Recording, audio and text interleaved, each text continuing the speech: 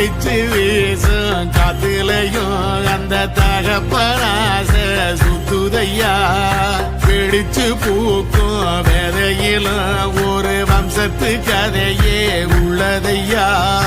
100 தலைமுறை சேர்ந்து சதுக்குன ஈர நலம் இது பாறையா வாழும் வரையிலும் நீயும் விதைக்கிற கடமை இருக்கு கேளையா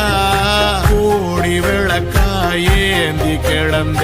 வீடும் இருண்டது ஏனையா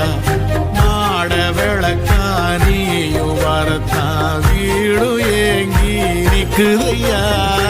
எத்தனை சாமி வந்ததையா